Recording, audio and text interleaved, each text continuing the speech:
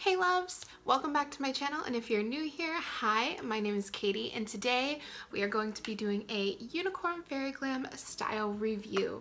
And if you haven't yet, please do subscribe. I really appreciate it and it really helps out my channel. Okay guys, without further ado, let's get into this review. It's been a long time since I've done a review on my channel, so now that I know that I said that, I'm kind of like, but what is a Unicorn Fairy Glam style review? And I'm gonna let you guys know. It is an in-depth review, it is a quick and concise review, and I am going to tell you guys whether I think this beautiful palette is worth the money or not. So this is the MAC times Jeremy Scott Lo-Fi Eyeshadow Palette. So it comes in this beautiful case. It has this nice, very solid, very it's not heavy, but it's weighty compared to most palettes that I own. But now let's go ahead and open it up. It is a magnetic closure and the closure is very secure. So even if you're carrying it by the handle, it's definitely safe. Also on the back, they list and number all of the shadows in the palette as well as what their names are. And here is what she looks like on the inside. So you get a ton of different colors. You get your little plastic sheet with your names of the shadows on there. I personally, oh my gosh, you guys can see the mess. I personally love to use this sheet to dry my face off afterwards. I use a setting spray because it's pretty big, and also it's good to lay on your palette if you spray setting spray, that way your shadows don't get wet. I want to talk about the actual amount of product that you get in the palette because some people do care a lot about that. It is something that I take into consideration, but it is not the end-all be-all when it comes to me deciding if I want to buy a palette or not. So like I mentioned, this one, the pans are quite a bit bigger. Each pan you get 0.053 ounces of product. Each of these MAC pans you get 0.017 ounces of product. This Tartelette palette altogether has a total weight of about 0.63 ounces with 12 shadows in it. They're much bigger than these ones, but this one has a total ounces weight of 0.51 ounces throughout the entire palette. But when I look at this palette, and before you just off the bat are like, whoa, that's way too expensive for the ounces, let's talk about the actual product. The actual shadows are definitely a hard press shadow. They are not a soft press shadow like the Tartelette palette. Too Faced is also mostly soft press. Lorac, those are all very popular, softer, more powdery eyeshadows. That's those shadows that you get a little bit of kick up in your palette. You get more fall because there's more powder being kicked up when you're using it. Your palette gets a little bit dirtier over time. I've used this palette close to 10 times, maybe a little bit more, and it's still fairly clean, and that's because the shadows are a lot harder. So whatever product I do pick up does go directly onto the brush, which goes directly onto my eyes. So now that we know the amount of product, what kind of shadow it is, let's talk about how it performs. So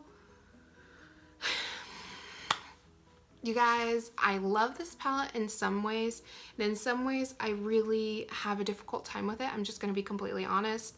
I have used this to create multiple looks on my Instagram. Definitely go check it out. Unicorn Fairy Glam. I have a lot of really pretty looks on there that I'm proud of. So I've created a lot of looks with this palette in particular. I have used every single color in this palette, and this is what I have to say.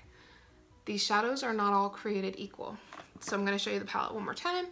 When we come over to this section, all of these shadows perform exactly how I would want them to. This pink row is my favorite row because the red and the hot pink, they are amazing on the lids. They're easy to work with. They're super pigmented. You pat them on the lid and they're there. These other two rows next to it are also pretty good. When we get over to these three rows, some of the shades are really disappointing, especially this purple row. You guys will notice that I'm wearing a very purple look today, but when it comes to this purple is such a letdown. Color that you would think is mid-tone, and it kind of shows up mid-tone on my finger, but once you start layering it on your lid, you guys see that there's very little payout as comparison to this pink, which is what dreams are made of.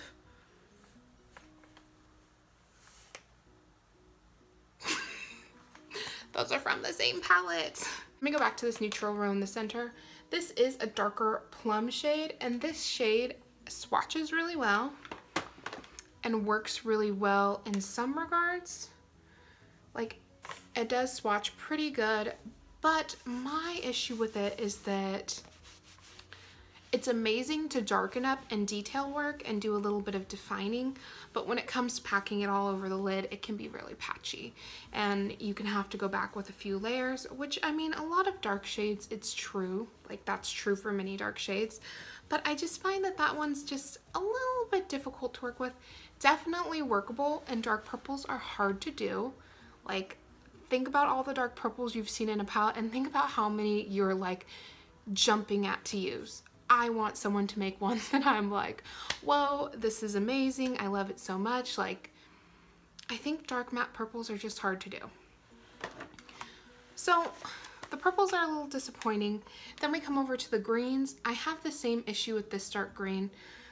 It can be a little bit muddy. It can be a little bit patchy, the same issue as this one. This shade is what I have all over my lid, but once you start blending it in, putting things on top of it, it gets a little muddy. Same thing with this shade. But these two right here do perform really, really well. I really do like this lime green, and I really love this yellow. These are like some of my favorite shades in the palette. The dark green I still like to use, but I just feel like it could have used a little extra work. And then we come over to the blue row, which for me is the most disappointing and most frustrating row in the entire palette. Now, if I were to swatch some of these shades, they would look pretty good, to be honest. But my biggest issue with it is that once you start applying it on the eye, it does not exactly look like how it looks in the pan. And I think part of this is because I have more of a warmer undertone. And I think that blues can really get distorted. I think that if you have a warmer undertone, they can show up a little green. So I really think that blues need to be very pigmented. They need to be, you know, like somewhat soft so that they're easy to work with, easy to use.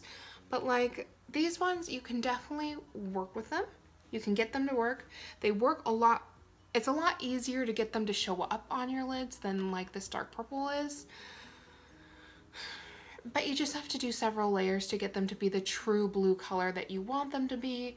And it's really easy once you start adding layer after layer for it to get muddy and for the look that you're trying to create to not show through. So to be honest, the blues are my least favorite row.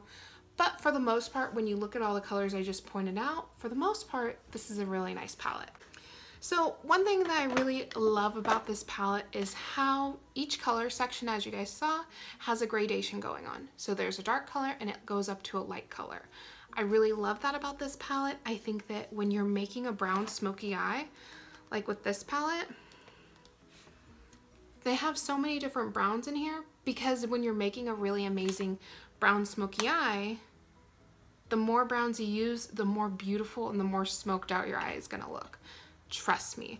And so seeing a colorful palette that offers that off the get-go is amazing. I love that.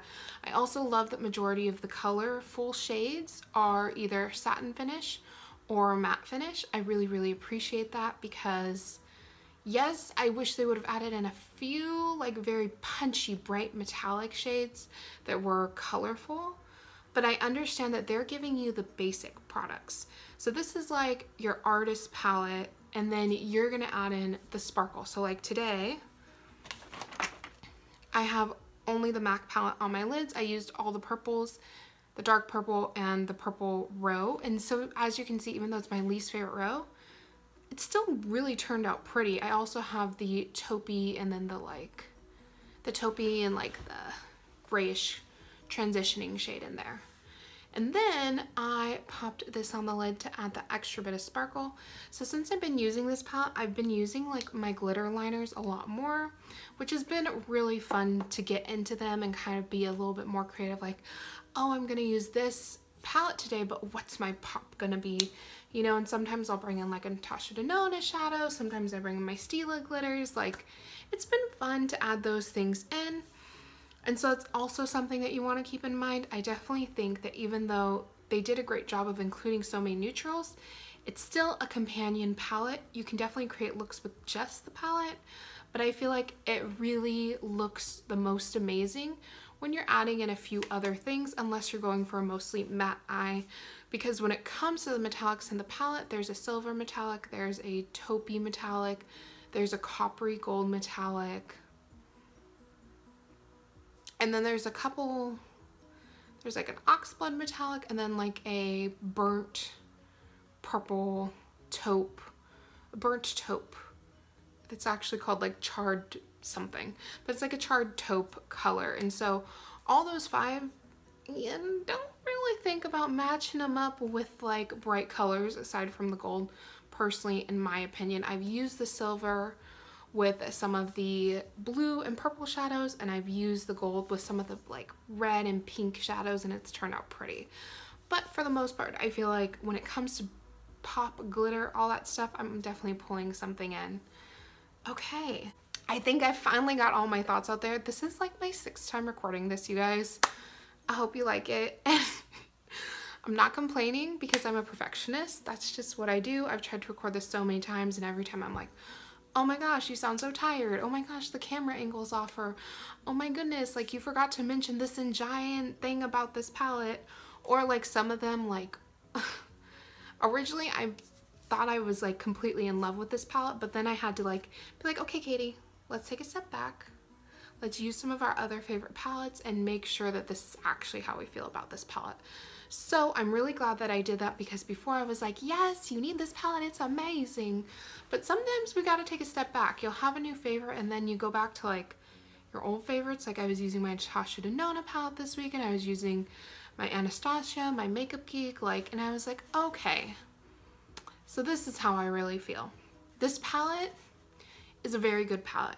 If you are an artist, a makeup artist, and you're looking to add colors to your collection, if you're just, you know, a makeup lover and you want to add colors to your collection, this is a really good palette, because when you think about the palettes that have been popular over the last 2 years, they've all been warm tone.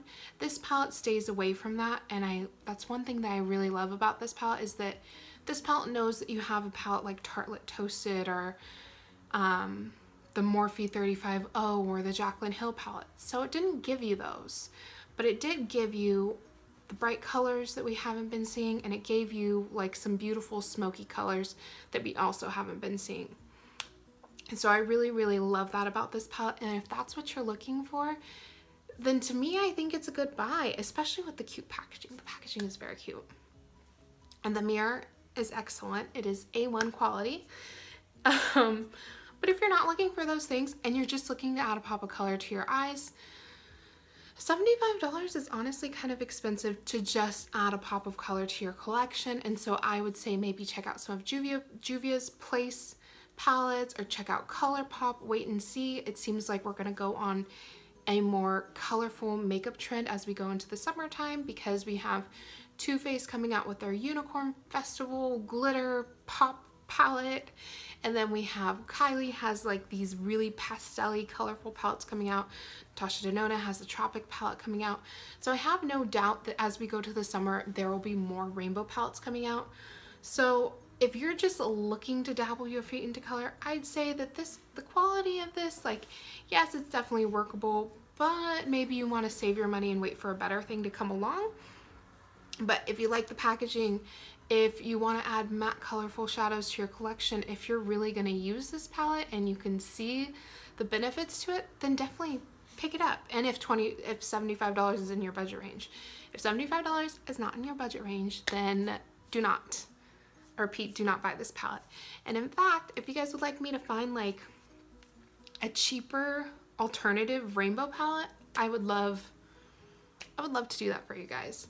So let me know down below, what do you guys think? Are you picking this palette up? Obviously, I do adore it. Obviously, I love this palette, and there's a lot of great things about it. But there are definitely those little,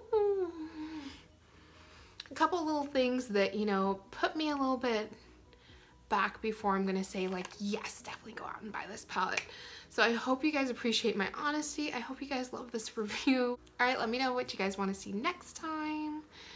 And I'll talk to you guys later. Okay, bye. Oh, don't forget to subscribe and like, and I'll see you all later. Bye.